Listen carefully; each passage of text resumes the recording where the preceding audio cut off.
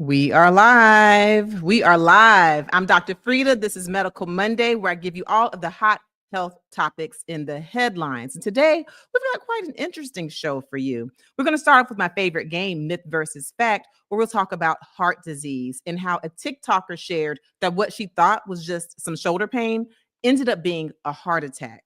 And she's only in her 40s. And then I'll give you your weekly dose where I'll give you a fresh take you can't get anywhere else. We'll talk about Tracy Morgan. You know the actor and comedian Tracy Morgan. Well, he had quite an incident at the Knicks game. He started vomiting, bleeding from his nose. And so we'll talk about why he was sick. He shared it. We'll talk about it and we'll see what we can learn from it. And then we'll talk about Christina Applegate. You know her, you know this actor originally, in my eyes, from Love and Marriage. That show was crazy. I know I'm aging myself. Anyway, she's been very open about her journey with multiple sclerosis. And she shared that it's had her hospitalized over 30 times. So we'll talk about multiple sclerosis and how she's sounding off about it. And then we'll talk about RFK Jr. versus baby formula. There have been some chemicals found in baby formula that might shock you. And so we'll talk about what he's planning on doing about it. And we'll see what we rate him, what his grade is with us this week. Lastly, we will talk about Will Smith and his amazing health challenge for helping someone to get to a healthy weight. And then we'll do a 5-minute check where I'll just give you a really, really quick soundbite on some headlines in the news. This is where I talk about different things like food recalls and other medical news you need to know for the now. Of course, this is live. We are live. And so you'll get to interact with me live. I'll ask you questions. You can ask me questions. To ask me a bunch of questions, make sure you join the membership where we have a live Q&A every month. Meanwhile, I'm Dr. Frita. This is Medical Monday. Let's get this thing started.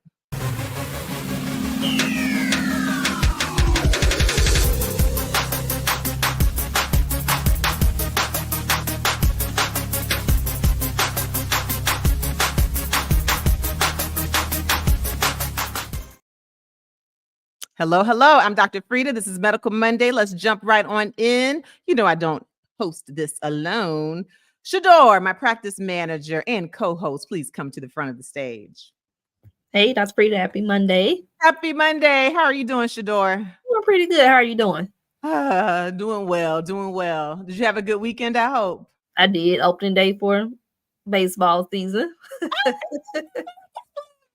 How did he do? He did okay. He wasn't the worst one out there as far as, tears and clinking and things of that nature. So he did pretty good. He did a good job.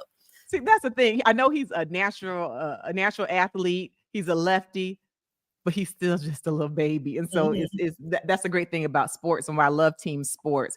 It's a socialization thing. In addition to being a coordination and learning the skill, it's socialization. And so he's going to do great.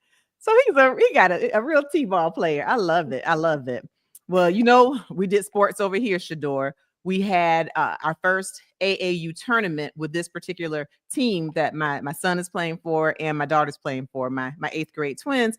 And it was tricky because they're on travel teams and already each place was over an hour away from where I live. But the games that they had were an hour, 40 minutes away from each other. Yikes. And so that took some real coordinating and I sat there wishing I could clone myself and be 2 places at one time. So of course I couldn't see every single game, which is frustrating, but I'll tell you this. Both my son and my daughter's teams won number 1 in their championships for the tournaments. Yeah, they both won number 1. So I'm pretty excited about that. So we had us a good weekend. Then I got a chance to hang out and have dinner with my friends, celebrate one of my friends' birthday. And so, Shador, I'm tired. But you know what's not tired? These headlines. These headlines are fresh and awake and alive. So let's go ahead and get started. Who was the first person in the chat? First person today was Miss Aline. Hi, Miss Aline. All right, Miss Aline, go ahead and get your pencils out because we're going to start off with my favorite little game. But first, we'll play a clip because there was a TikToker who had some shoulder pain. I mean, who doesn't have shoulder pain from time to time if you're vacuuming too much, if you're out throwing a ball, if you're lifting weights, lots of things can cause shoulder pain. That's not life or death, you think. But as it turns out, her shoulder pain was actually a heart attack. and she was only 46 years old. Let's play this clip, and then I'll ask you some myth versus fact questions. Of these questions answered. I'm 46 years old. 2 days ago, I had a heart attack. I have no previous medical conditions. I have never taken a COVID vaccine, and I had some warnings approximately a week before. So about a week ago, I started waking up in the morning with my left shoulder was just kind of like sore, where it felt like I was sleeping on it wrong, which I actually chalked up to possibly being like a frozen shoulder from perimenopause. The day before I had my heart attack, I woke up in the morning, my shoulder was sore, and I felt like I was going to throw up. It really only took me about 15 minutes to get over that, and I just went about my day like it was nothing. The morning of my heart attack, I woke up and my shoulder was sore. I felt like I was going to throw up. I went and got some coffee. I sat back down for a second, and it started to feel like my chest was kind of tight and like someone was squeezing it. And then the pain from my shoulder kind of started going down my arm a little bit. At that point, I held my husband up and told him, don't go to work yet. I'm really not feeling that well. I'm going to jump in the shower and see if that makes me feel better. He asked me if he needed to call an ambulance. I said, let me just take a hot shower really quick and see if that helps. I took a shower. By the time I got out, I felt better. I actually had a doctor's appointment for 10 o'clock that morning for something else. And I said, go ahead and go to work because I'm going to be at the doctor's office later anyway. All right.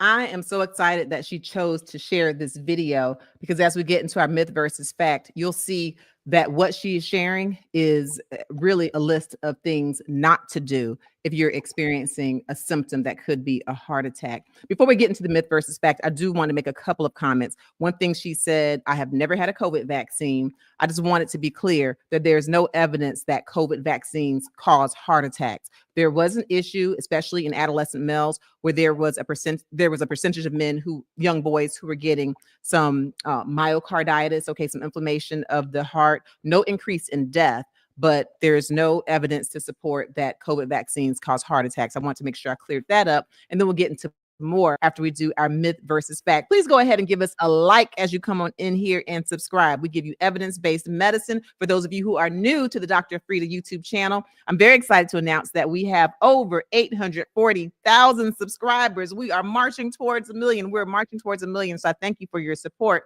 And our supporters will tell you that we give evidence-based information in a way that is easy to understand. All right, so let's go ahead and get started with our first myth versus fact statement. Shador, please, if you will. Yes, ma'am.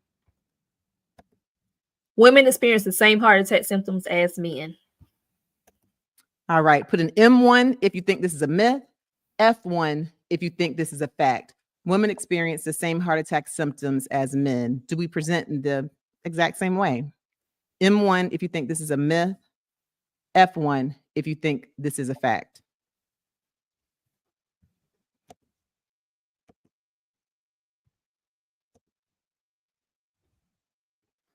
All right, let's do number 2, the second myth versus fact. The first 60 minutes after heart attack symptoms start are called the golden hour. M2 if you think this is a myth, F2 if you think this is a fact. Are the first 60 minutes after heart attack symptoms considered the golden hour?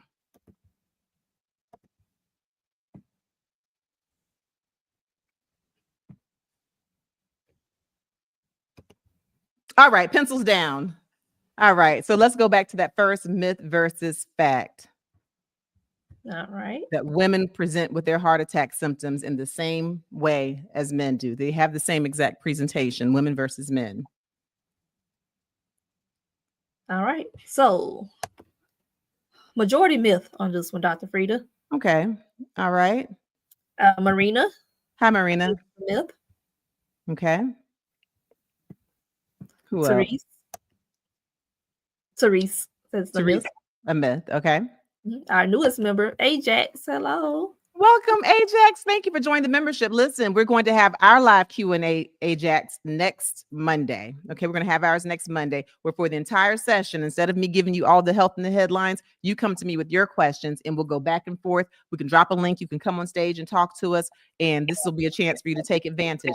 And again, for those who are new to the channel, I am Dr. Frita. I'm an MD. I'm a medical doctor. And I have had multiple board certifications. I'm a board certified nephrologist, meaning I'm a board certified kidney doctor and high blood pressure doctor. I have also been board certified in internal medicine, pediatrics, obesity. And so I like to learn a lot about a lot. And more importantly, I like to share. And so if you have joined this membership, especially the top tier membership, then you'll get a chance to experience the live Q&A and ask me your questions firsthand. We have other tiers as well. Our most affordable tier, you'll get custom emojis, shout outs. And then our next tier, you'll still get access to the members only videos and a first look at videos before I release them to the rest of the public. But thank you so much for joining, Ajax. All right. Now, did Ajax say this is a myth or a fact? Ajax said myth. It's a myth. Okay. You think that women experience different symptoms. Okay. Other hand, we have Miss Aline says a fact for this one. That it's a fact. Okay, Miss Aileen says it's a fact. Okay, we're going to see who's selling what. Women's symptoms are the same as men's. Women and men present the same way. Miss Aileen said we present the same way. Okay. All right, and then Miss Patty says it's a myth. Miss Patty says it's a myth. All right, drum roll, drum roll, drum roll. So this is kind of a tricky question, because certainly we know there's an overlap. Some men can have the same symptoms as women. Some women can have the same symptoms as men. But by and large, women tend to present differently. And so this, in an overall sweeping statement, it's a myth. Okay. Women's symptoms are often different from men's symptoms. Again, yes, Miss Aileen, they can have overlapping symptoms. Sure. Everyone can get chest pain. Everyone can get shortness of breath. But women tend to have more of these atypical kind of abnormal symptoms, like the faint, they'll feel lightheaded or faint, extreme fatigue. Yeah, some women have come and presented and they had nothing but just being very tired. Also having jaw pain and nothing else sometimes, nausea, vomiting, and sometimes nothing else. So women will tend to have these atypical symptoms, like what we saw the TikToker present with as far as her shoulder pain. And she sat there and rationalized for the entire day, I got a frozen shoulder. She went on and diagnosed herself.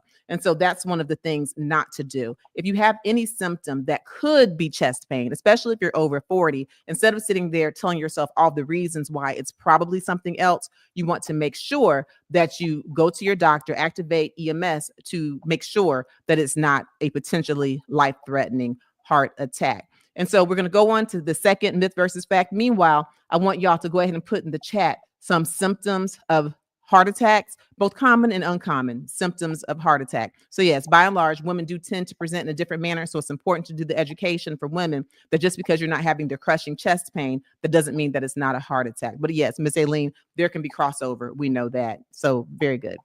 All right. The second one, myth versus fact. Yes, the first 60 minutes after heart attack symptoms start are called the golden hour. The golden hour. Okay. Who said myth? Who said fact? All right. We have Trucker. Lala says it's a fact. Hey, Trucker Lala. She says it's a fact. That's the golden hour. Okay. Miss Marilyn says it's a fact. Miss Marilyn. Hi. Okay. L. Adams says a fact. Hey, Belle Adams. All right. And Dr. Frita, I'm going to do something a little different. I'm not able to show their comments, but Instagram is joining us today. Hey, Instagram. Hi there, IG. Welcome. Oh, this is so exciting. Thank y'all for joining us. Well. What's that? They've chimed in as well. So I'm going to read, a couple of our followers there. I can't show their names, but I can call them out. Okay. CYDC says it's a fact. All right. You think the golden hour, first 60 minutes after a heart attack. Thank you for joining us over there. Listen, this is an inaugural event. This is our first week having it on Instagram Live. So come on, we'll be here every Monday. Wonderful. Now, if you come on over to YouTube, you'll be able to join our membership and kind of get those perks and those updates. All right, good. All right. And Miss Ophelia says it's a myth from IG. Hi, Miss Ophelia. Oh, I had an auntie named Ophelia. Oh, okay. Wait, now she says the myth? Yes. All right. All right. Oh, let's see what it is. Let's see what the answer is. So the first 60 minutes after heart attack symptoms begin is called the golden hour. That is a fact. It's a fact. And this is why it's called the golden hour, because time is muscle. Time is heart muscle. And what happens in that first hour can literally be life or death. For every 1 minute that CPR is delayed in someone who needs it after a heart attack, your rate of survival goes down by 10%. Okay. For every 1 minute delay in initiating CPR in someone who needs it, survival rate goes down by 10%. And that's just in general with cardiovascular disease. And we know that according to the NIH, half of the people who pass away from heart attacks pass away in that first hour, in that golden hour.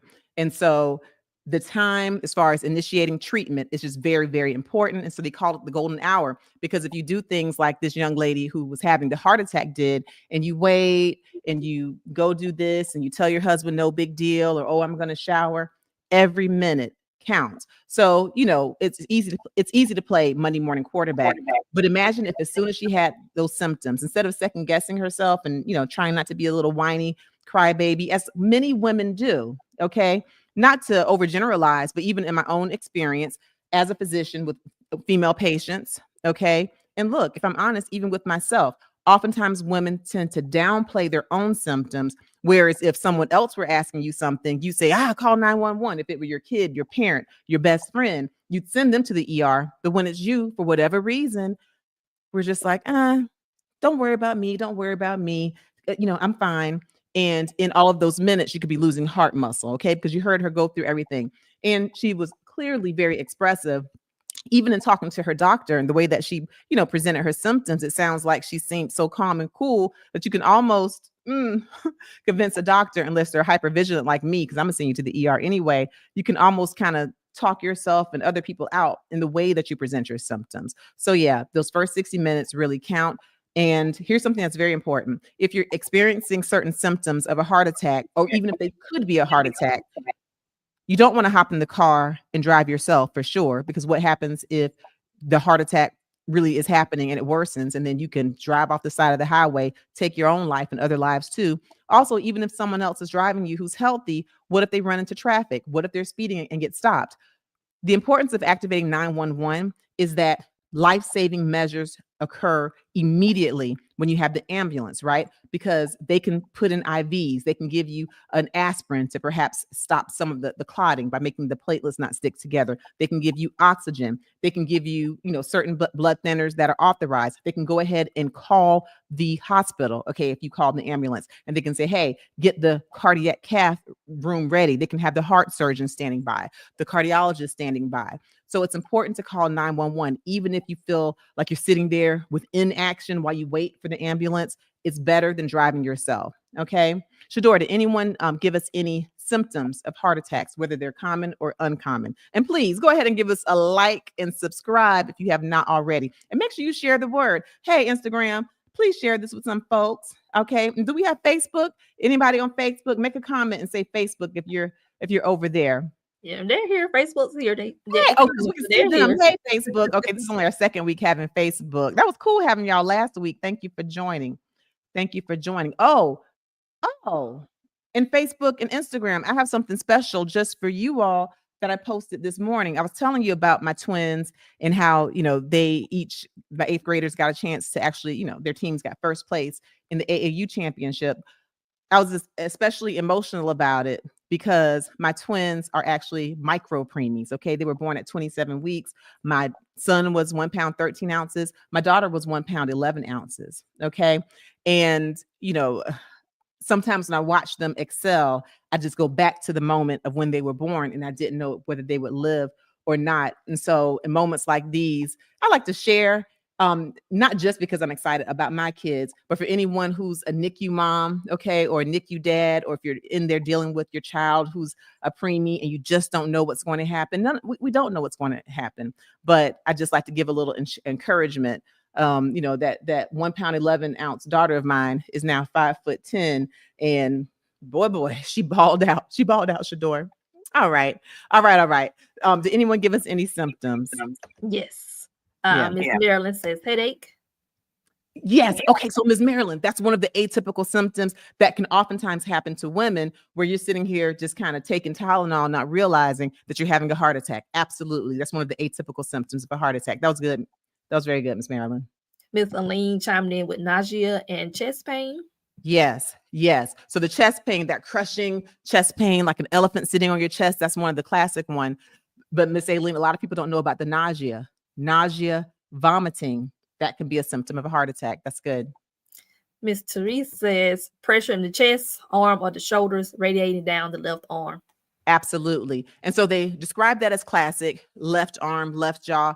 And then the not so classic is that it can be both shoulders. It can be both arms. It can be both jaws. Okay. It could be the back. So very good. Yep. Anna from Instagram says low heart rate. Oh, that's very good. Oh my gosh. Okay, that's good. You can get a slow heart rate or bradycardia, and that could be a symptom of a heart attack. That's a good one. Bradycardia can be a heart attack sign, and that's one that's not very obvious necessarily, right? That was a good one. Slow heart rate or bradycardia. And then Miss Elaine also chimed in with heartburn or shortness of breath. That's it. Shortness of breath. And Miss Aileen, shortness of breath is another one of those atypical ones. Yes, it can happen to both sexes, but when we talk about women and atypical symptoms, that shortness of breath is one that women will often get as well. So for women, you'll often get shortness of breath, dizziness, nausea, vomiting, back pain, jaw pain, and you don't necessarily get that crushing chest pain. Diabetics often get atypical pain too, like the gastrointestinal symptoms of nausea, vomiting. Bottom line, instead of sitting there talking to yourself about all the things that it could be that aren't a heart attack, remember, heart disease is the #1 cause of death. Okay. One person dies every 34 seconds from cardiovascular disease, and time is muscle. And so you definitely want to act in that golden hour within the first 60 minutes. And if someone drops, okay, and if they lose consciousness, they don't have a pulse, they're not breathing, please go ahead and initiate CPR. Even if you're not certified in CPR, you can just do chest compressions only, and that can help to save a life. And so make sure you can just Google, y'all, how to do chest compression only CPR, how to do CPR. And you definitely want to make sure you do it fast enough when you push into someone's chest to that beat of Staying Alive. Staying alive, staying alive. Just remember that song. Make them stay alive. Okay. All right. Great work. Great comments. Yeah. All right. Dr. Frita, I hate to dismiss this one. Miss Patty. Hi, Miss Patty. Miss Patty says, I've been experiencing left jaw pain, then last Wednesday nausea before my IV therapy, and off and on this weekend extreme fatigue, shoulder pain, and sharp chest pain. Should I have gone to the doctor? Yes. And if you're experiencing those things right now, my recommendation would be to call 911. Okay. Because of course, here I can only give you information. I can't sit here and diagnose you, but you'll notice that just about every symptom you mentioned, sure, could be something else, but it could be the #1 killer. So if I were you, I'd hop off this live right now. Thank you for joining us. You can come back and watch the replay, and I'd go ahead and call your doctor right away. 911 if you're having these symptoms now. Yeah. Thank you, Dr. Frita. Thank you, Shador. Yeah. Yes, ma'am. All right. Well, I pray you do well. All right. It's time for our weekly dose. Our weekly dose where I give you a fresh take on health in the headlines that you won't get anywhere else. So let's go ahead and get this thing started. Oh my goodness. Y'all know Tracy Morgan. Go ahead and put in the chat your favorite movie of Tracy Morgan, or your favorite series, or your favorite show of Tracy Morgan, the actor, the comedian, Tracy Morgan. Okay. And while y'all are doing that, let's go ahead and play a clip, because he was out enjoying the Knicks game, as hey, everyone should, I suppose. And he ended up sick as a dog. He was vomiting, had blood from his nose. Let's play that, Shador. Tracy Morgan is sharing a health update after getting sick at a Knicks game. The comedian attended the game at Madison Square Garden Monday night. He was seated courtside when he became visibly ill, vomiting on the ground in front of him. The incident halted the game for several minutes as medics attended to the 56-year-old. Video shows Morgan being taken from the arena in a wheelchair with an apparent nosebleed. Fans were concerned, but now he's letting everyone know he is okay. Tracy took to Instagram the following morning, sharing a selfie seemingly taken from a hospital bed. In the caption, he wrote, "Thank you for all your concern. I'm doing okay now, and doctors say it was food poisoning. Appreciate my MSG family for taking such good care of me, and I need to shout out the crew that had to clean that up. Appreciate you." Now, I like that he shouted out the crew that had to clean it up. I love when people recognize everyone who makes a team work, okay? Because we know Madison Square Gardens would be a mess, literally, if it weren't for the custodial team. So yeah, I like that shout out that he gave. But oh my goodness. Okay, they said that he had food poisoning. Okay, I'm going to present some other possibilities as well. So, did anyone say their favorite show or series with Tracy Morgan? Y'all know that man is too much. He is. Yeah. Slick. Hey, Slick. Hi, Slick. Slick says SNL. Okay, he has classic moments with SNL, and he will just keep going with a straight face, acting a complete mess. Okay, who else? That's it. She's on one. Okay, good deal. Good deal. All right, so Tracy Morgan. Now we're talking about food poisoning, and another question: have any of you had food poisoning? If you care to share, HIPAA is not in effect. Anybody who watches this replay, hey, replay crew, or watches this live will be able to see it. But share if you've ever had food poisoning and describe some of your symptoms and just, put in the chat some of the symptoms of food poisoning, please. And as you do that, we'll go back and we'll talk about food poisoning symptoms. But I also want to bring up some other issues that Tracy Morgan has had that could potentially also cause these symptoms. He said his doctor said that it was food poisoning. And so we'll leave it there. March is Kidney Disease Awareness Month. And Tracy Morgan has had kidney failure, okay, end-stage renal disease. I don't know if everyone knew that. And he actually got a kidney transplant. He had a kidney transplant from a living donor, reportedly someone who was either his fiance or girlfriend at the time. And so, yeah, he's someone who was living with kidney disease, and his was caused by diabetes, which is the number one cause of kidney failure. And he admitted that he didn't take it seriously and he wasn't controlling his diabetes, which, denial is really powerful. Who feels like being sick? Who has time to be sick when you're a big star? You don't have time to be sick, so you think. But you have to make time or else things can progress, such as in his case where he had the kidney failure. I certainly hope he's taking care of himself now. But I mention it because for patients who have kidney transplants, they take medications that can suppress or push down their immune systems, right? And so if you suppress your immune system, that could put you at a greater risk for getting infections such as food poisoning. So for my patients who have kidney transplants, I advise them, number one, not to eat at public salad bars, not to eat at public buffets, because when the food sits out too long, most of us with normal immune systems can, our immune systems will get rid of it. But if people aren't exactly following all of the temperature protocols, or if you have people who are sneezing and coughing, especially if they don't have those glass shields, like Glorilla, gross. But if you're a person who's got, you're on immunosuppressant meds, like after a transplant, then you can get into trouble. And so I mentioned that because that's one part of his history, which could have predisposed him to something like a food poisoning. The other thing that can happen, and I'm not speaking this on him, but for people who are rejecting their kidney, they can go back into kidney failure. Again, this is not Tracy Morgan specifically, but he has had a kidney transplant. So if perchance he were rejecting his kidney and he were back in kidney failure and had uremia, meaning high kidney toxins, that could cause nausea and vomiting. Uremia can also cause you to have easy bleeding because your platelets don't stick together properly, and that could cause a nosebleed. Okay, so uremia could have also given him those symptoms, but what he shared with us was that it was food poisoning. All right, Shador, did anyone share what symptoms of food poisoning we have? And y'all go ahead and give us a like, share us on Instagram, share us on Facebook, and of course right here on YouTube and the replay crew. Hey there. All right. All right. So Miss Jeanette, she says vomiting. Absolutely. Vomiting. And you can get a sudden vomiting. Like that's one of those early symptoms you can even get within the first 0 to 6 hours. And now if you're getting bloody vomiting, let me tell you right now, do not sit there and wait it out. Call your doctor, activate EMS, because the bloody vomiting could be a major issue. Okay. Aline says the diarrhea and stomach cramps. Yeah, diarrhea and stomach cramps. Like after the first 6 hours, oftentimes you can get the diarrhea and the stomach cramps. But with certain bugs, especially if you get them early on, you can get the diarrhea pretty soon as well. Mm-hmm. And Jeanette also chimed in with dehydration.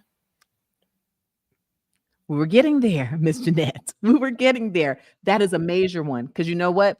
Dehydration is one of those things that if you're not able to keep down any water or any kind of fluids and you get dehydrated, prolonged dehydration can be a problem. It can cause you to lose your life. It can cause you to go into kidney failure. And so prolonged dehydration where you can't keep anything down is one of those important symptoms that should lead you to call 911 or to call your doctor. So that's a real good one, Miss Jeanette. Okay. All right. IG chiming in, Miss Keita. Hey, She IG. Listen, while y'all are over there on IG, if you haven't followed me, please do. I'm telling you, I give y'all first take on my a lot of my reels, my short form content. And so not only did I do the reel about my kids, also, Shador, I was in the Yes. middle of what was almost a fight this weekend. It was about to break out the AAU game. So look, I ran out of there and I ran on IG and told them what was going on because I was like, I haven't been in a fight since 1864. Please. I can't do this. I'm just out here trying to watch the game. All right, but y'all will see that on IG after y'all finish the live. Okay, all right. What else we got? Keita shared. She said, "I never had a doctor say I did have food poisoning, but when I had diarrhea, so I assume I did." Okay, like if you had it and it was something you ate, especially if you know of someone who ate the same thing, but some people have immune systems of steel. Because I've been around folks who've eaten some things that I've had, they've gotten sick, and I'm sitting there like, no problem.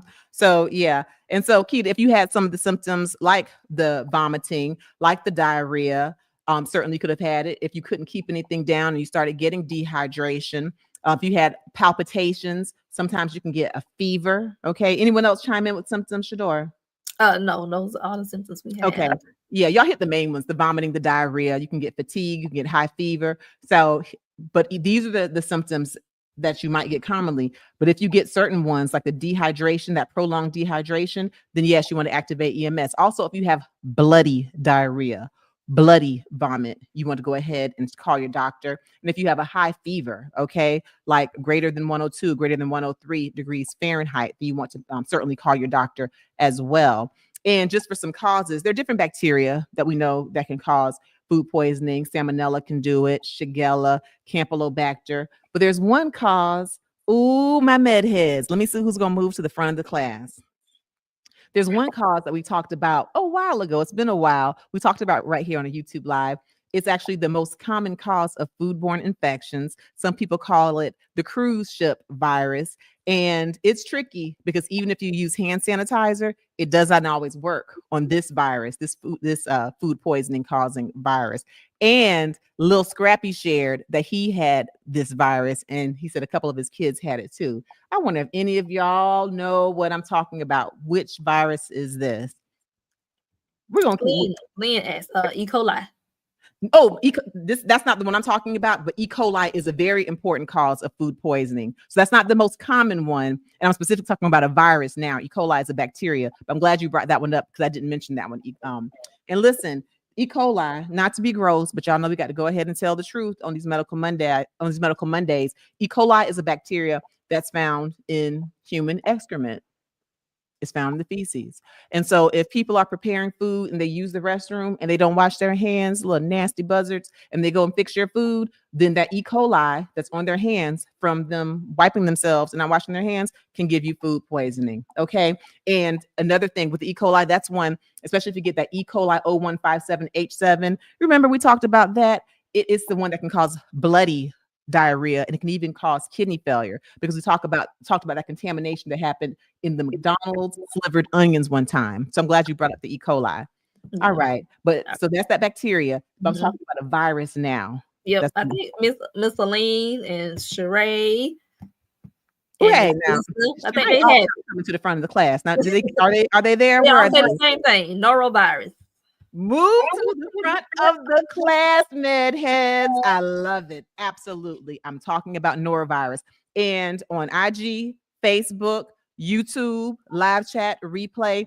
If you haven't seen it, I have it on all of these platforms where I did a short form content on when Lil Scrappy got norovirus. That thing has over 330,000 views on Instagram. I know Facebook had a ton of views. We went over 1 million views, but I give it in short form. I give 7 things to know about norovirus. So after you finish this live, go ahead and check it. I have it pinned on IG and it's pinned on Facebook as well. And of course, right here on YouTube, I have that video there as well. So if you put in Dr. Frita, Lil Scrappy, or Dr. Frita norovirus, you'll be able to educate yourself, especially as spring is approaching. And y'all know some of y'all are going on cruises. Listen, wash your hands. Don't just use hand sanitizer. All right. So that's the deal on the food poisoning and Tracy Morgan, ways to prevent food poisoning. Well, watch us here on Medical Mondays because I'll let you know on certain things, foods that are being recalled. Also, make sure that when you're eating foods, you're only eating foods that are properly sealed. Okay. I don't care if it's the last bag of Brussels sprouts and you really want to make them for dinner. If that bag is not properly sealed, or if there's a hole in it, leave it where it is because it can have contamination. Also, when it comes to heating foods or cooling foods, if a food is supposed to be hot, make sure it's been heated to over 140 degrees Fahrenheit. If it's supposed to be cold, make sure that it's cooler than 40 degrees Fahrenheit. Keep the hot side hot and the cool side cool. Do y'all remember that? The McDonald's and the commercials? I digress. Anyway, and also make sure you wash your hands, do lots of hand washing. And listen, parents, please teach your kids to wash their hands. And don't be shy. If y'all got little boyfriends or spouses, they don't wash their hands, make them wash their hands too. Honest to goodness, something as simple as washing hands can save lives and can help prevent food poisoning. And if you're going to the cookout, and I don't care if your auntie made macaroni and cheese, I'm not sorry, if she made a potato salad and she traveled from Kansas all the way to California, if that has not been refrigerated properly in the cooler, less than 40 degrees, then you can't eat Auntie Mamie Jack's potato salad because you can get food poisoning. All right. And that's that. All right. So now let's talk about Christina Applegate. So I used to watch her on that old crazy show with the Bundys and Love and Marriage, where she played the ditzy blonde, all the stereotypical stuff. In hindsight, a lot of these shows could not get away with what they got away with because really her role was quite misogynistic if you think about it, as well as her mom's. Just so many stereotypes, but there's no such thing, I guess, as politically correct back then. But she herself is a very talented actor. And what I like about her is that she's had this diagnosis of multiple sclerosis, and she's been very forthcoming about it. Even the things that aren't glamorous, aren't cute, she shares them. Okay. And I appreciate her for that because, of course, we know that here on the Dr. Frita channel for Medical Mondays, we take the health headlines and we use them so we can live healthier, happy lives. So let's go ahead and play the clip for Christina Applegate because she talks about how multiple sclerosis has had her hospitalized over 30 times. Y'all know that's a mess, but we'll talk about some of the reasons why and what multiple sclerosis actually is. This is really important. Since I was diagnosed, I've been in the hospital upwards of 30 times. It sucks and it's scary. I can't even begin to tell you. Christina Applegate making a shocking health confession amid her battle with multiple sclerosis. The conversation with her messy podcast co-host Jamie Lynn Sigler, who also lives with MS, getting very candid. I've been in the hospital upwards of 30 times from throwing up and diarrhea and pain that is unimaginable. Okay. And I'm going to be really honest. If I have to poop, I puke. And when I puke, I get all the pain. They've done every test known to man on me. And literally just in the last month, I have figured it out. The Emmy winner then sharing a theory about her symptoms. One of the things with MS is that it slows down our organs. I'm going to have a big conversation with the big guys and be like, I know you guys are saying that like I'm crazy. There's got to be a correlation here. The star was first diagnosed with the neurological disease in 2021. Okay. All right. Let me tell you, she's definitely not crazy. There is a correlation between multiple sclerosis and some of these stomach pains that she's having, and we'll talk about it. We'll talk about that correlation. But as we do, I'm going to ask this question. And listen, if y'all get this right, I'm just going to get up and walk away. I'm just going to get up and walk away because this is a tricky question I'm about to ask you. And it's related to multiple sclerosis. And you'll find out why once we talk about it more. But I want to know what part of your body, like what organ, controls both puking and pooping? Not to be crass, darling, but what part of your body, what organ controls both vomiting and bowel movements? Okay, so let me see if my little know-it-alls. Yeah, I'm talking to you, Miss Aileen, Sheree, all the little know-it-alls and members. Come on, let me see where in your body is the control that control both vomiting and can control your bowel movements. All right. Meanwhile, let's talk about MS, multiple sclerosis. So multiple sclerosis is one of these autoimmune diseases, and it occurs. And when we say autoimmune disease, we're talking about the same way an autobiography is a book one writes about oneself. An autoimmune disease is when your body's immune system, your antibodies, instead of fighting all the bacteria and the germs they're supposed to fight, your antibodies turn on you and they fight you. Okay. So it's when the immune system fights oneself, autoimmune. Multiple sclerosis is an autoimmune disease. We know we have other ones like lupus, rheumatoid arthritis, sarcoidosis, Sjogren's, scleroderma. Okay. These are autoimmune diseases when your antibodies attack your own body. And so with multiple sclerosis, the antibodies are attacking the coverings of your nerve cells, okay, the myelin sheath. And when they do this, then they expose the nerves and they cause them not to function properly, or they can cause you to have pain. Now, the body is a wonderful thing and it does try to heal itself, but when it tries to heal that myelin sheath, that nerve covering, it does so imperfectly and it can leave scars, okay? So you can get many scars. Another word for scars, sclerosis. You get multiple scars, multiple sclerosis, and that's where it gets its name. Now, people with multiple sclerosis typically diagnosed between 20s and 40s. Women tend to get it, especially the relapsing remitting type. Women get it 3 times as often as men, and white people tend to get multiple sclerosis more than other races. And again, it's an autoimmune disease. So if you have other autoimmune diseases that run in your family, then sometimes there's a link, like with pernicious anemia or with thyroid disease. So now, did anyone dare to answer my question?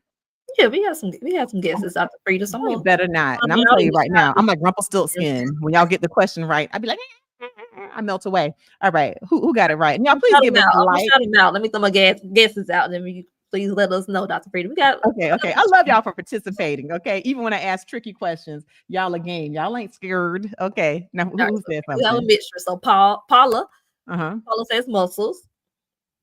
Okay, so she said muscles. So certainly, so that's not the answer I'm looking for as far as what controls it, what one organ controls it. But certainly, you have your intestine, you have your peristalsis, which is how the intestines move. And so if things are moving down, you got your bowel movements. If things are moving up, that's your vomiting. And so indirectly, yes, muscles are a part of it, but I'm looking for one specific sneaky little answer.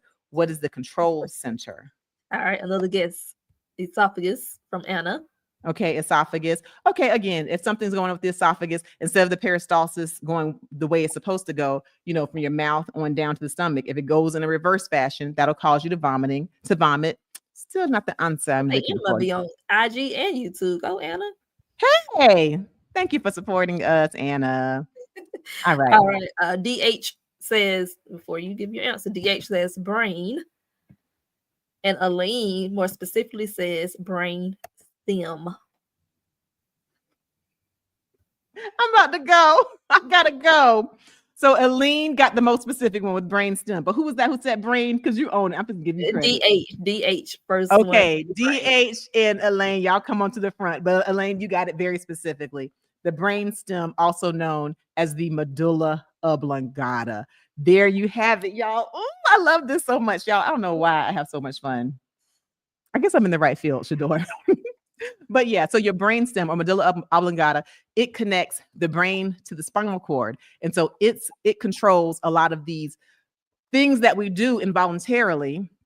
And so, yes, it controls the vomiting. Yes, it controls the bowel movements. And so when Christina Applegate is like, I know they think I'm crazy, but every time I, have a diarrhea, I also vomit and then I get pain. Well, you can imagine if her multiple sclerosis has affected the myelin sheath of some of the cells in her brainstem. And we know that there are 4 of our cranial nerves that actually run through the brainstem, okay, and that help to control these functions. If she's got these nerve fibers, these myelin sheaths that have been affected, then it's very possible that they could be triggering her to have both the diarrhea and the vomiting. I'm not her doctor, never met her, don't know her medical records. I'm not privy to her information. But when she goes and talks to the big guys, as she says, I hope that they bring this up, that your medulla oblongata controls vomiting, controls bowel movements, and that could be a link. Could be. There could be other things, of course, but that could be a link that's specifically related to multiple sclerosis. That doggone Aileen. So yeah, with the medulla oblongata, so not only does it control vomiting, not only does it control bowel movements, it also controls heart rate, breathing, okay, balance.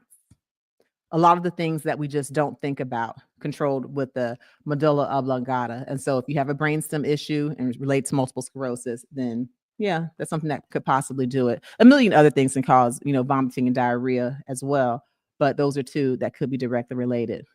That was fun. DH and Elaine. Ooh, I thought I was going to get away with nobody getting the answer. But all right. I live to see another day.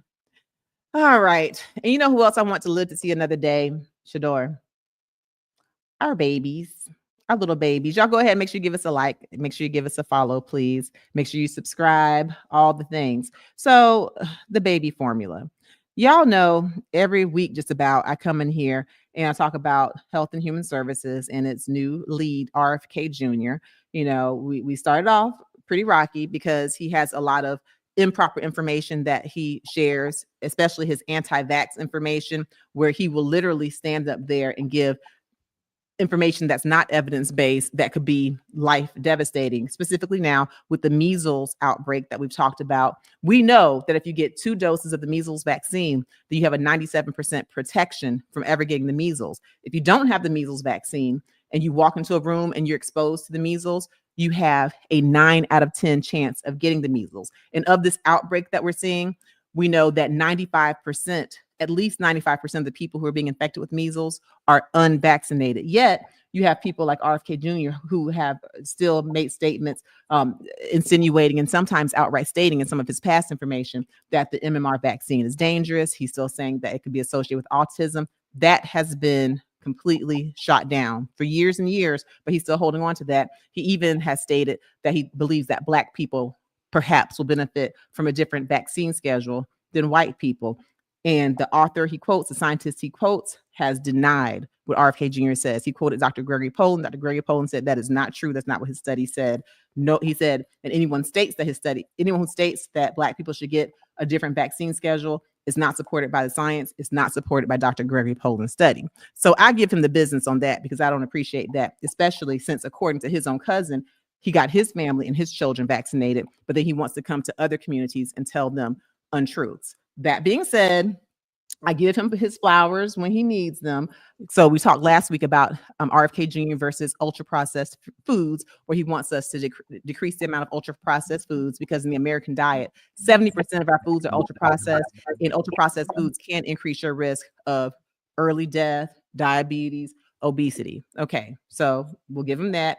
And now we've got RFK Jr. versus baby formula. Let's play this clip and let's see if I'm gonna let him live today. All right, Dr. Frita, before I roll this clip, shout out to Tisha for her super sticker. Thank you, Tisha. I appreciate you for the support. Thank you.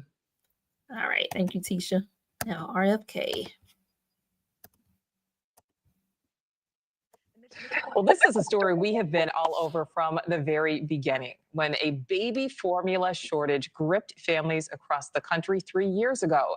And now HHS Secretary Robert F. Kennedy Jr. is announcing what he's calling Operation Stork Speed. It's a plan, he says, that will create better oversight into America's baby formula industry, from expanding product options to increasing testing on what's already on the shelves. And it comes on the heels of a consumer report finding dangerous levels of lead, arsenic, and forever chemicals in at least half of the 41 brands tested. It's a shocking find after deadly bacteria at a manufacturing plant caused that 2022 formula shortage, which left shelves empty for months. So let's bring in Dr. Diane Hess, who is a board-certified pediatrician and joins me live. Dr. Hess, thank you so much for your time today. First of all, what are your thoughts about this new program, especially considering that major shortage we saw 3 years ago? I welcome it. There hasn't been legislation on baby formula since 1980. So I think transparency is going to be great. And I think that, we want this the formula that we're feeding our patients, our babies, our families. We want it regulated, and we want transparency. We want to know what's in these formulas that we're giving the kids. Absolutely. So, Dr. Hess, this program includes testing of formulas, of reviewing nutrients. Ultimately, do you think we will see any sort of big changes when it comes to formulas? I do. I mean, there hasn't been regulations for these heavy metals. The U.S. actually has no standards for heavy metals in infant formulas, so the U.S. companies actually follow other countries' regulations. So I think we need our own set of guidelines. All right, we're gonna let RFK Jr. live this week because I do agree that we need to have a better oversight over baby formula, because it's true. And some of the food that we're giving our most precious beings, our babies, arsenic has been found. That can cause neurological issues. It can cause anemia. It can cause someone to be unalived. And certainly lead, we know that can cause neurological it can cause you to have issues with the way that you develop neurologically. It can cause there to be, learning disabilities, not to mention it can cause, people to be very sick, babies to be very sick. And so, yes, there's been lead found, there's been arsenic found in some baby formulas. I don't want everyone to freak out, but I do want you to make sure that you're label watchers and that you're looking at the websites like CDC and you're literally looking up baby formula, the formula that you're on, and find out if there have been any recalls. So I do agree that we need to have more oversight. There's something called GRAS, Shador, GRAS, generally recognized as safe. And that's when, instead of ingredients in certain foods or medicines, or instead of them having to be FDA approved, if the company says, this is a GRAS, this is something that's generally recognized as safe, they can just kind of put it in their food without a lot of oversight. And so that's something else RFK Jr. Is trying to do, get us to back off of GRAS and outright have companies be more specific with what they're putting in foods to protect our baby formula and other foods. So I'm here for that. I'm here for the ultra processed foods being decreased in the American diet. I'm not here for the misinformation about vaccines, specifically when they become race-based and they will create inequity. All right, RFK Jr., we'll see what we talk about next week. We're going to let you live this week. So we'll move on. But if anyone has any quick comments on baby formula, then they can go ahead and put those there. But yeah, make sure you're looking up your baby formulas and, make sure there's no recall on them. All right. So in keeping with food, I suppose, can we talk about Will Smith, Shador? Sure. Because apparently he has, put out this great big challenge motivating someone to lose weight. Now, is he being nosy and overstepping his boundaries, or is he just trying to promote health and do it in kind of a fun way? Let's roll that clip, please. And when we got off air, I remember you spoke with me. You said, Big, you said, how old are you? And I told you my age at the time. And then you were like, man, you said, what about your health? Mm-hmm. And you said, and I'm like, oh, and I don't know if I was kind of like, oh, did the big boy thing. Mm-hmm. And then you really got in and you said, what about your heart? Yeah. What about your life? Mm-hmm. And I was so happy in the skin I was in. I wasn't like I went and did work though. Yeah. You know what I'm saying? Then I realized I wasn't as happy as I was. I didn't find that out till a few years ago. You know what I'm saying? But it was one of those things where even when we did the weight loss challenge, right? And we did $1,000 per pound, and I lost 111 pounds, and you kickstarted my health, my journey. If I didn't do something, I felt like I was going to be dead in like a year. You took some time. Mm-hmm. And you spoke to me. Yeah. And it changed my life. Let me tell you my side of that. So I've always heard like whispers, right? So, I'll be in a situation, something's going on, and I'll hear something. And I was like, we're doing an interview, and, I heard he's not going to make it. And it just in that moment, because I just said it in that moment, that I wanted you to, to take on this bet and do it. And it was the only way that I could think. But I got a chill when I was sitting there. And, ever since I was a little boy, I always had those moments where you would like, just something just comes over you so strong and you can't avoid it. Okay. Ooh, Shador, I love this. I'm gonna tell you why. But first, I want to ask y'all the question. Those of you in the chat, and as you come on in here, yes, please make sure you like us on all platforms. Hey IG, hey Facebook, hey everyone in the live chat, hey replay crew. Please give us a like and go ahead and share this. And especially, I want you to share this segment because we know that living with obesity. Oh my gosh, obesity is literally a leading cause of preventable death. We know that obesity increases your risk for diabetes, for heart disease, for kidney failure, for arthritis, for depression, for cancer. Yes, obesity increases your risk for cancer. So I have a couple of questions I want to ask. One, we saw Big Boy, as he's called himself, say that he was happy. He was happy and unhealthy. Is there a problem with being happy and unhealthy, happy and at an unhealthy weight? And I ask this because we have our body positivity movement, right? It was kickstarted by Lizzo, and she's got all of her dancers and everyone who is living with being overweight or obese. Now we know Lizzo has recently lost weight. Okay. She's not thin. She's not skinny.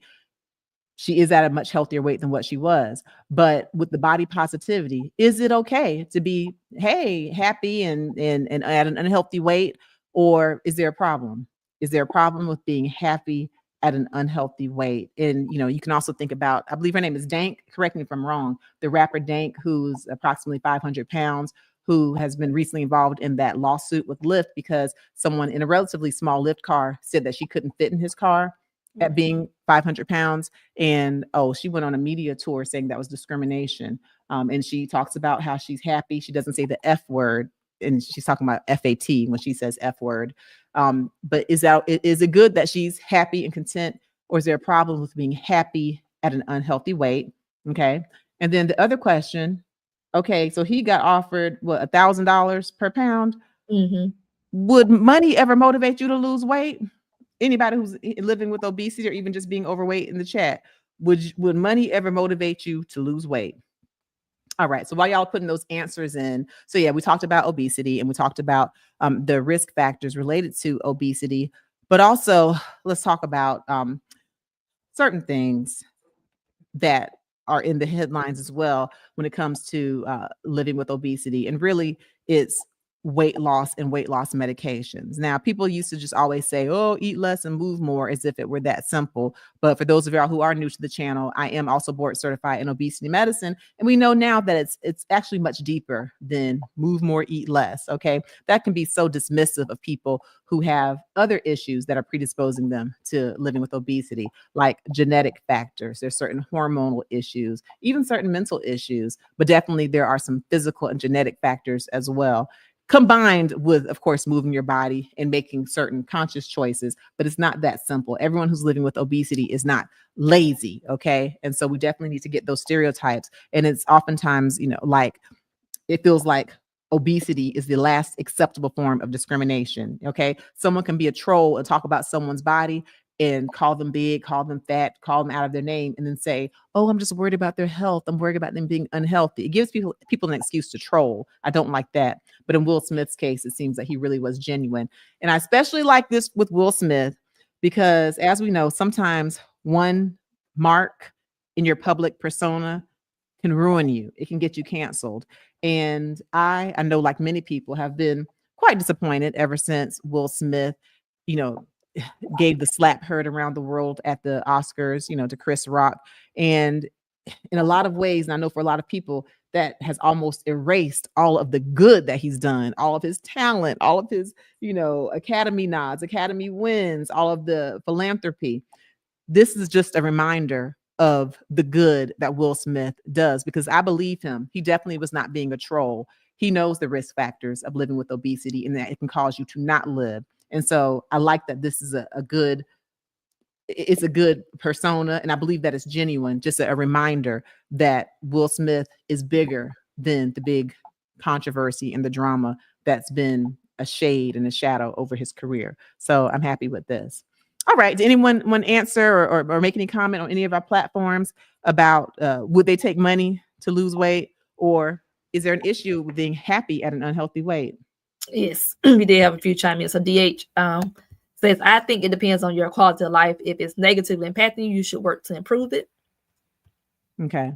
I like that, and I agree. And so I recommend that, everyone, you should consult with your physician, find out the weight that's healthy for you. And I'll say BMI does not necessarily match all cultures. So there, sometimes a BMI might label you as being overweight, but you might be a muscular person who has low body fat, and you might actually be healthy. So talk to your doctor about the best way to measure if you're living with obesity or living with being overweight.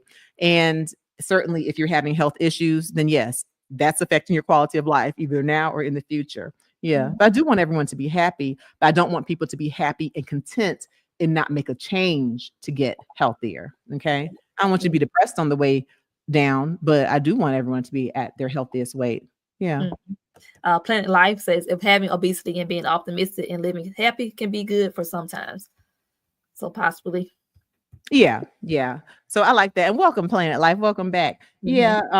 So I think you're kind of on the page with me. Like, you don't want them to sit down and be depressed, like, woe is me. Be happy, but don't be content staying at an unhealthy weight. Be happy as you do what's healthy, and don't try to necessarily get to what is the standard of, Vogue magazine or whatever, high fashion week in Paris. You don't have to try to get to an underweight standard, because you can be underweight and unhealthy, but just getting healthier, being in process.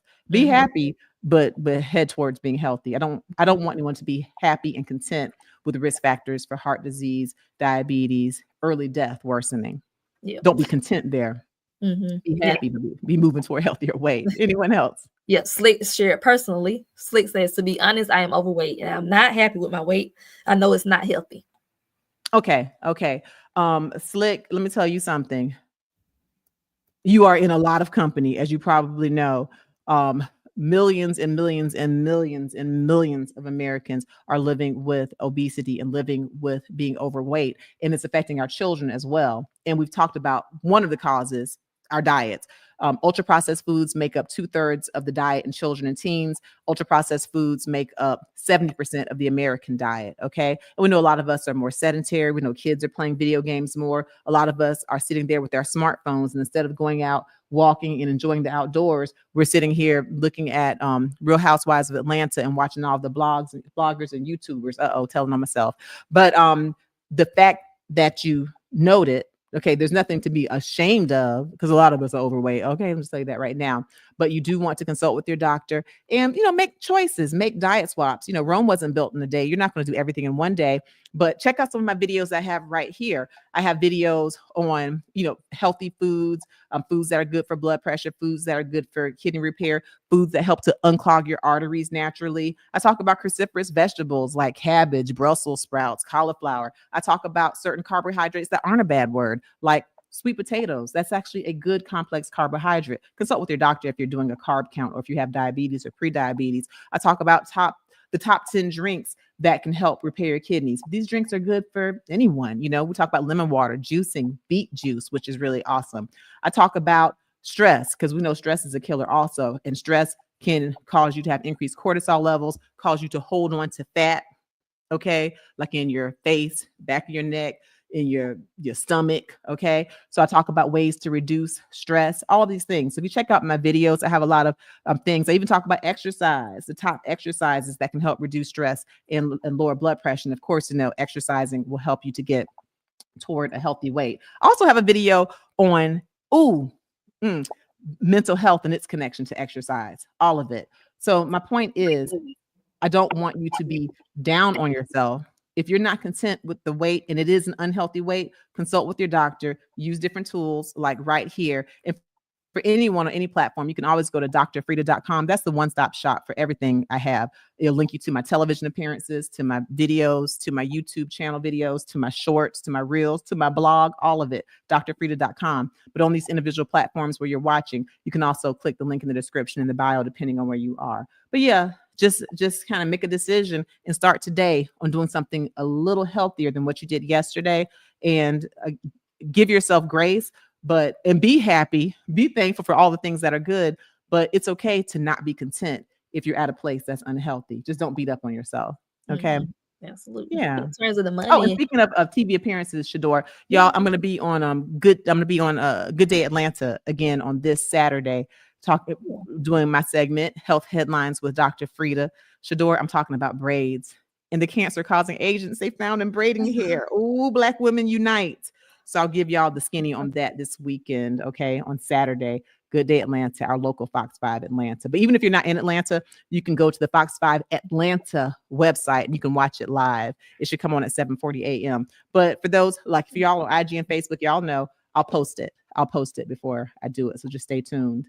What you got, Shador? Oh, in terms of the money, our IG follower, Miss A. Smith, she said it can be considered an incentive, most definitely, for losing weight. Let me tell you something right now. Somebody give me $1,000 a pound, I might be emaciated by next month. I'll be motivated. And especially in his case, he was donating that money to his charity. Okay. So that was a motivator. But even for people, you know, if you're on TV ads like 10 pounds. So for any of y'all who have seen me on TV, I'm skinnier. I'm skinnier than I look. Okay. But yeah, I know money can be a motivator, even if it's just to donate the money to charity, or it might be to donate some money to buy yourself some eggs, because the eggs price is really tripping. Anyway, the price of eggs is tripping. Okay.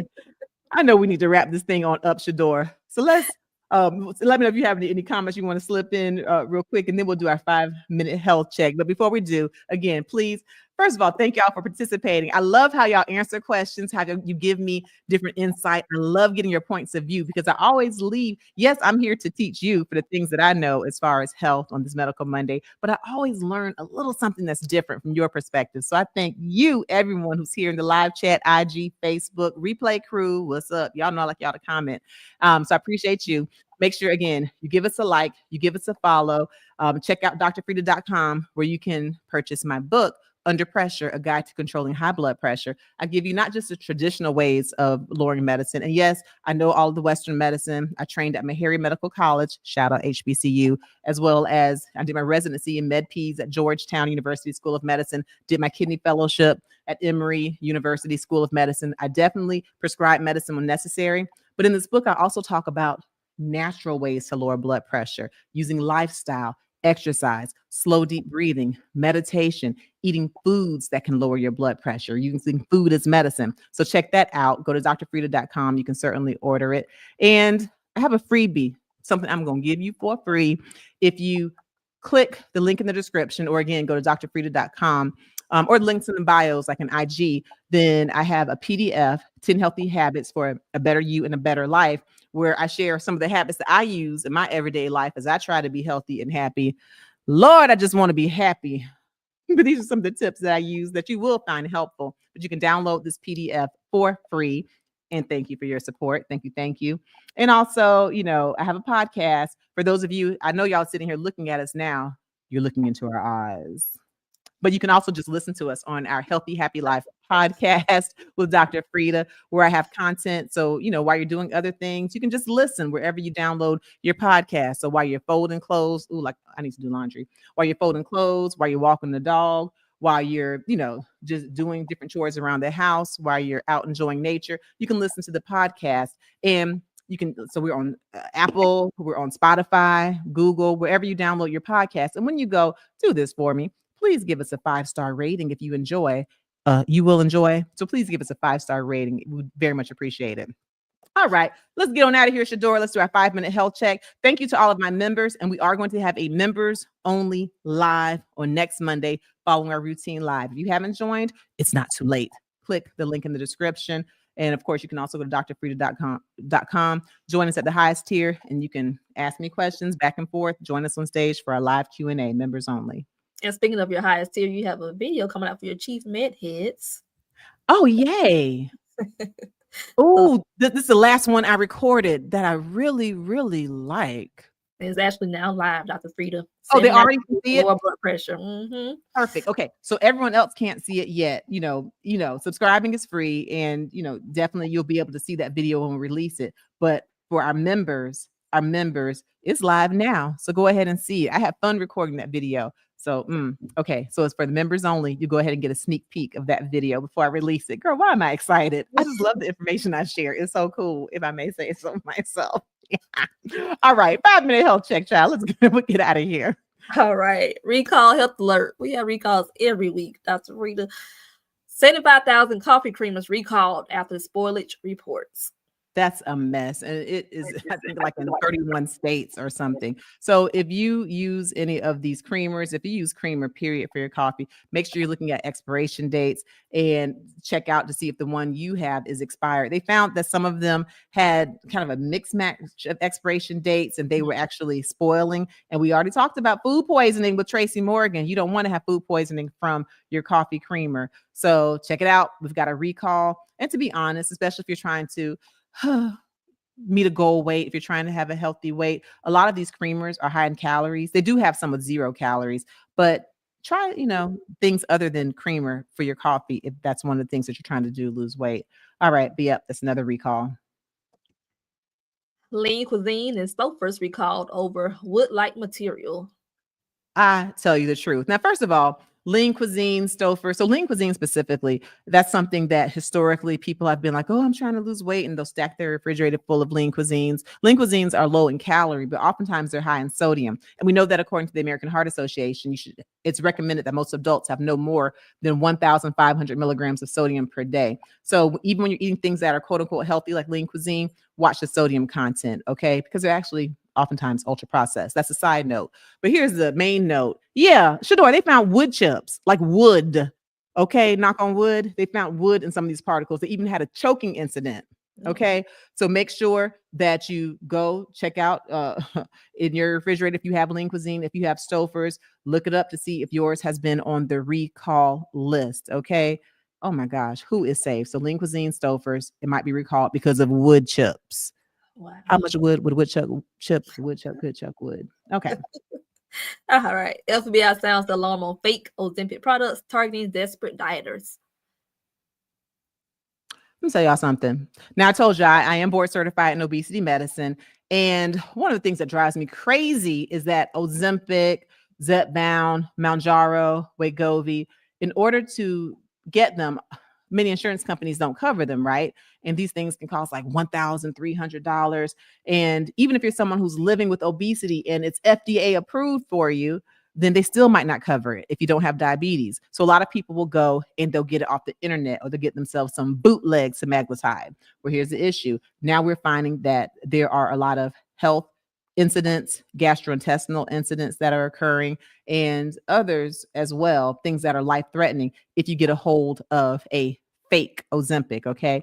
And so you definitely want to make sure that if you're going to use one of these weight loss shots, these GLP-1 agonists, that you get it from a physician or from a healthcare provider where they are getting a product that is FDA approved, okay?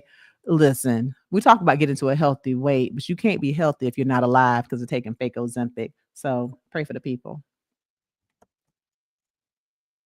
Dengue fever? Dengue fever. Oh, targets U.S. spring and summer vacations.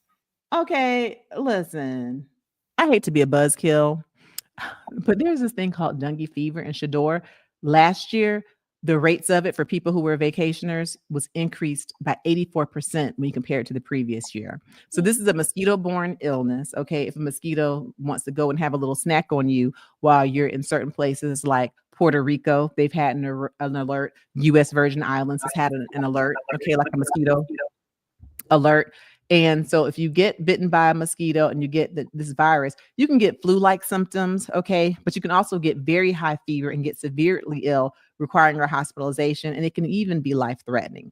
And so just be aware, especially if you're going on vacation to one of the places that has an alert. And this is something you can look this up. You can look it up on CDC. You can look it up on website. Just look at the spelling that I have here on dengue fever and find out where the places that are on high alert. And if it's a place where you're vacationing, I'm not saying cancel your vacation, but you may have to do things like making sure that you're having, mosquito repellent, that you're wearing long sleeved, thin clothing, even though I know it's hot, but you might have to do that. I remember when the Zika virus was here and I was wearing these citronella bands on my ankles, on my wrists, because where did I go? So I went to Florida, right? When the breakout was high. So just make sure you're following health alerts, because this virus, again, I mean, this mosquito-borne illness was increased by 84% last year, and it's anticipated to be high this year as well. That's not a cheery note to end on, Shador. But a cheery note to end on is that we have now completed a nice time of evidence-based information. If you found this to be helpful and informative, again, make sure you like this information, you share this information, join our membership, check us out. Make sure you follow me on all social media platforms. Again, I will be on Good Day Atlanta this weekend. And if you got braids in your hair, just listen, just go ahead and try to reduce your stress, because they have found in braiding hair that there are cancer-causing agents, carcinogens. But I'll let you know what you need to know about it. That got me messed up, the braiding hair. But anyway, thank y'all for joining. I appreciate you. And thank you, as always, to my practice manager and my co-host and my right hand, Ms. Shador. You've done an excellent job. I appreciate you. Oh, you're welcome, Dr.